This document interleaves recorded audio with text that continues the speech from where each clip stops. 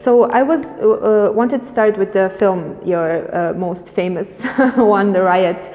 In it, you seem to capture this really interesting historical moment where a lot of social change and discussions are happening at the same time with really rapid technological innovations. And in it, you place an individual. And through that individual, both of those are kind of give personal reflection to it. But you describe it in a certain way, so I wanted to start with explanations of what is immersive filmmaker and conscious filmmaking.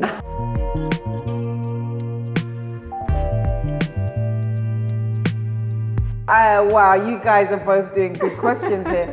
I start with the second one. So, conscious storytelling is a terminology that I came up with to describe my work, which is the integration of mindfulness, neuroscience, epigenetics, filmmaking, parkour philosophy, and gaming.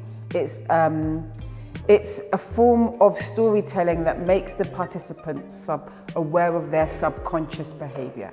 It actually is reminiscent of myths. So myths was designed to, like a rites of passage, to show you about life.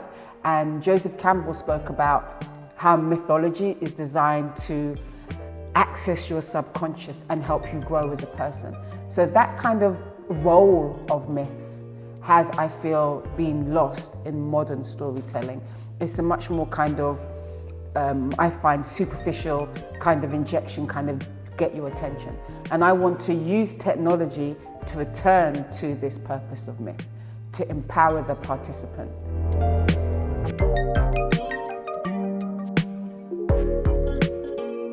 I can only give you my definition because that's like a trendy thing, a trendy phrase that lots of people are using at the moment. And even storytelling or storyteller, like before maybe it was media or digitizer, and then before it was maybe transmedia and interactive.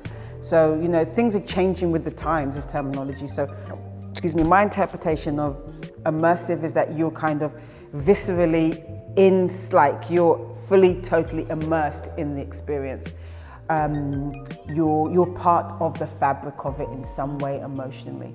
And it's storytelling. It could be different formats. It could be people use animation, people use VR, I use film. So a storyteller can be anything. We don't kind of want to limit the genre of what's used to create the experience, but your commonality is that you're totally immersed inside of it. Yeah, for me personally, you mentioned storytelling straight away. Like for me personally, that was when I was going through your work and actually what the films are about and what the scope of your work is. For me, storytelling was the most important part personally, because I'm sort of a bookworm. So I really like linear, straight storytelling throughout my education. But I was wondering, so this is kind of new type of media where instead of things being projected towards to you, either film or books, you are kind of projecting your own into the film. But I'm sure you're aware of this entire discussion with Facebook and how it targeted marketing and how each person got different things, and then it kind of completely changed social discussions. So how do you see that this personal change, each person changing a film can influence storytelling and arts in a way? I mean, not in a sense it's going to become something grand, but for each person changing the story. For example, you know how usually it's a bigger narrative that kind of gets people into different discussions, but this is the opposite process. I'll answer your question. If I answer, I'm coming from the side answering it, so if I don't answer at the end, let me know.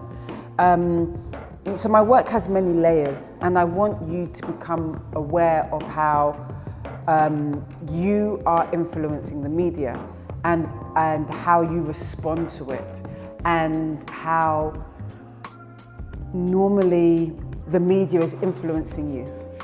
So I want you to kind of be aware consciously, oh yeah, I'm controlling this, but in the real world, I'm kind of using those same tricks to for you to kind of control within my experience. So normally if you watch an advertisement for marketing.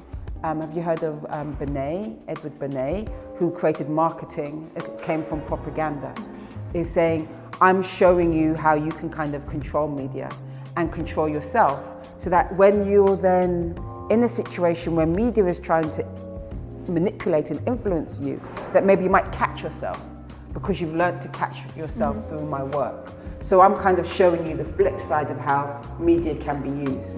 Did that answer it? Yeah. You said earlier that kind of in this image, every person creates their own reality. But isn't that a bit dangerous? I would say that you use this example of the Facebook, right? Yeah.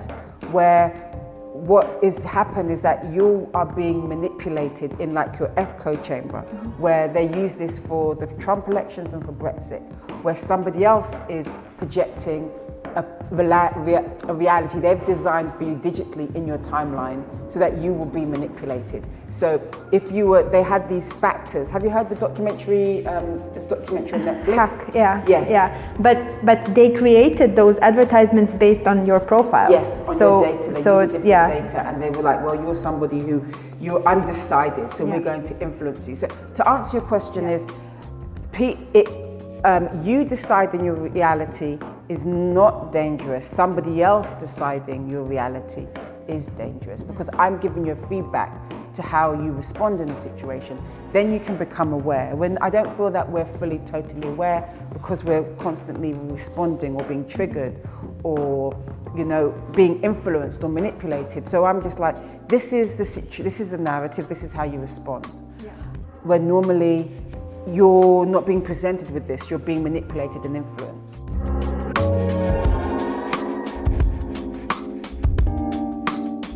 I saw some of the feedback from showings of your movies in your film in Victoria and Albert and other places, but I was wondering, do you have any more feedback of people, like how they perceived the film of the ones who saw it?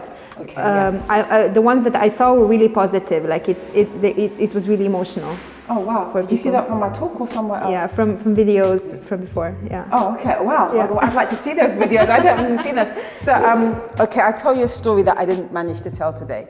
Is a lady, she did the experience in New York, and it's monitoring for calm, anger, and fear. And if you're calm, it progresses, and if you're angry or fearful, it stops. Yeah. Comes to an end, because I think that's sometimes how life can be. Your narrative can come to an end prematurely if you're fearful or angry. And I said to her, okay, was that accurate? And she said, yeah, I felt fearful. And I said, how did that feel to you? She said, I felt like an animal she felt like making myself smaller. Because the classic thing in a wildlife documentary, that if an animal feels it's under attack by a predator, it will make itself smaller. I said, why didn't you have another go? Because now you're aware of this making yourself smaller, you can maybe move past it. You can basically reprogram yourself, your responses neurologically. She said, I want to reprogram my brain, but I don't want another go. I was like, wow, it's really weird. Why do you want to reprogram your brain? And she said, well, I'll tell you, because I'm never going to ever see you again. I'm in AA, which is Alcoholics Anonymous, and I'm looking at what's triggering my addiction. I said, okay. So we spoke for another 10 minutes, and she goes, you know what, I'm going to have another go.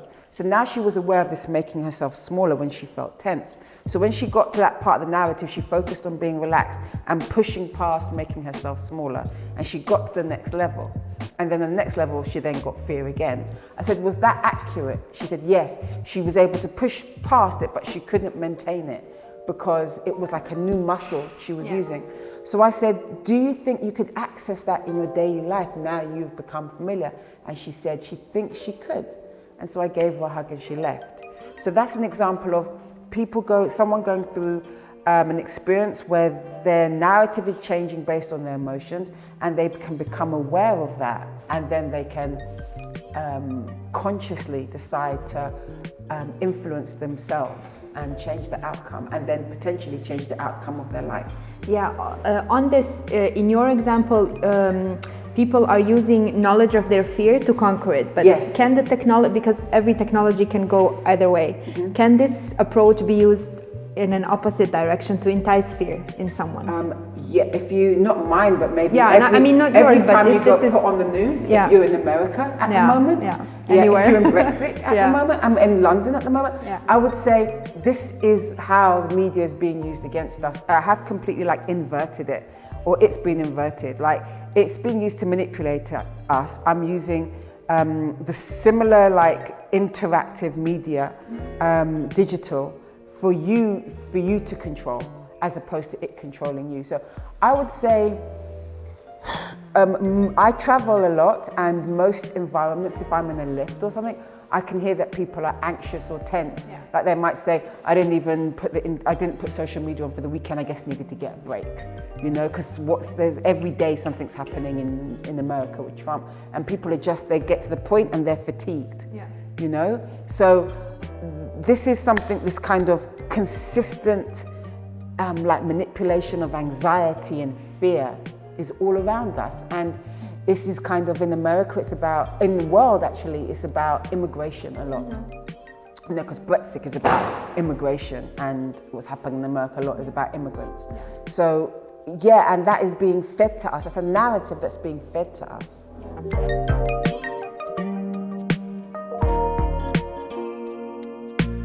You said that 2015 riots in the States kind of inspired you to start questioning and to start to actually make this film. What was it about it that actually made you question things a lot to the point that you made this film? Okay, so I was seeing several cases of black men being killed by what I would say being murdered by the police. And you had like the Baton Rouge, and you had the Ferguson riots.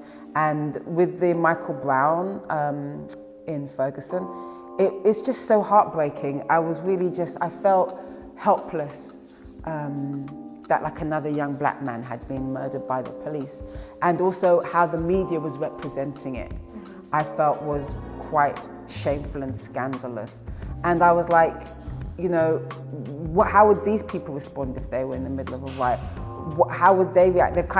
People are responding because when I interviewed people who were involved in the Ferguson riots, they said, you know, if we didn't riot, it wouldn't be on the news. Like, it would be just the guy's dead and nobody would care. And I wanted to put people in the situation, and I'm feeding kind of the narrative of what happened, so people have an experience of it as opposed to this sense of detachment, like a first-hand experience. And then within that, I also added the factor of subconscious behavior. So there's a couple different strains going on, and that I developed them further into the Perception I.O., where they became about revealing your bias. But it was the kind of like murder, the consistent murder of young black men by police that was, I found really heartbreaking.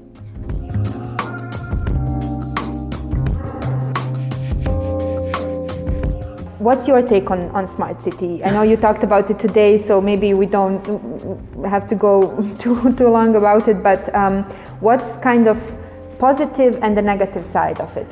I mean, my main question is smart for whom? Yeah.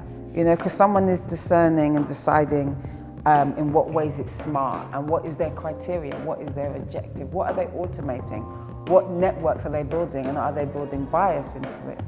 Well, they will be building bias into it of some description, implicitly so. But to say pros and cons,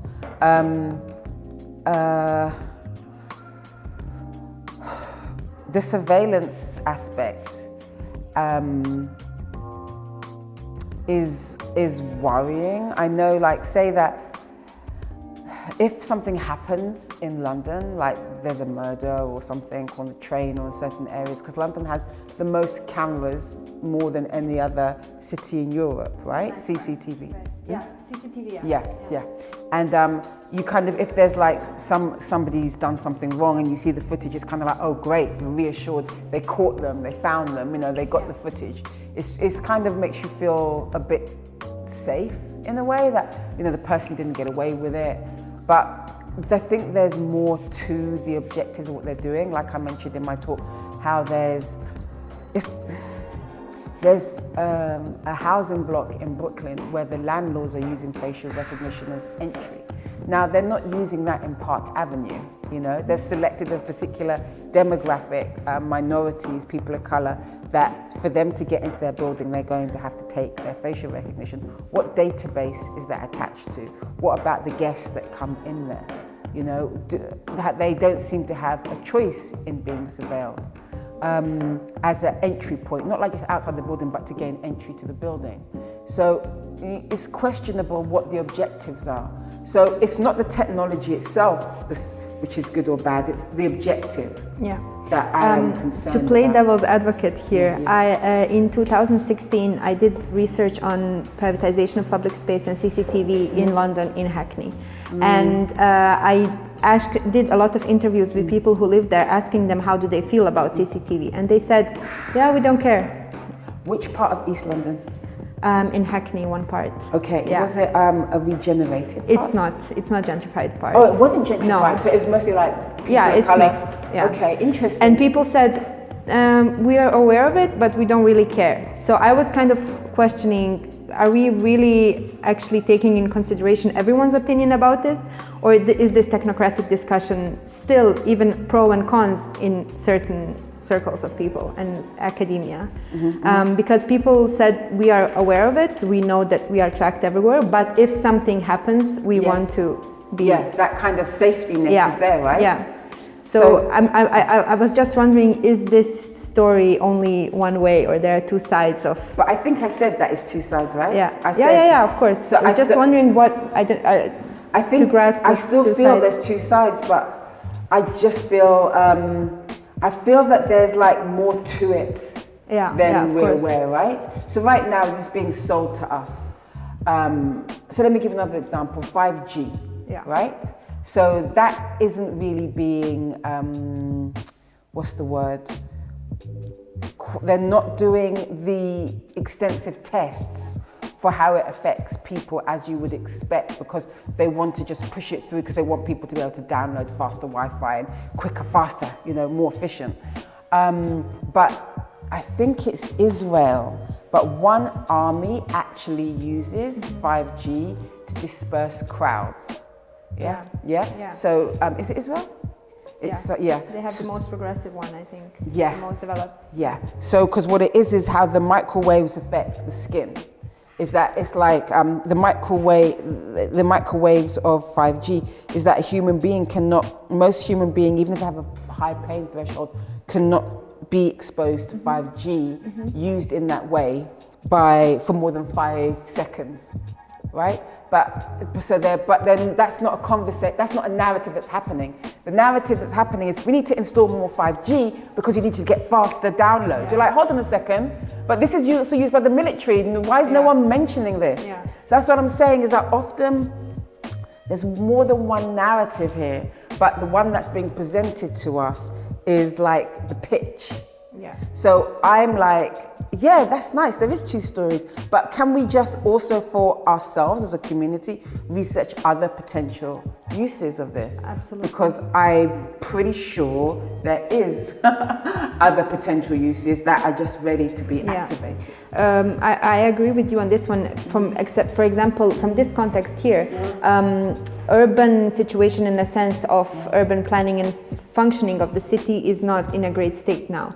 But what's considered smart technologies to be applied, it's just this technocratic approach, while we need another version of smart city. So I agree with you on this. There's multiple versions of a smart city, but only one is kind of presented as being smart. Yeah, and I feel that we as the people need to kind of educate ourselves to say, this is smart to us. You know, this is smart to us in terms of it will give young people more places to play. It will, so that they will be less disruptive in the community. And there's other things that we can do that has our objectives at heart. Because at the moment we're just getting this one trickle down. This is smart for us and it should be smart for you. So let's go with this.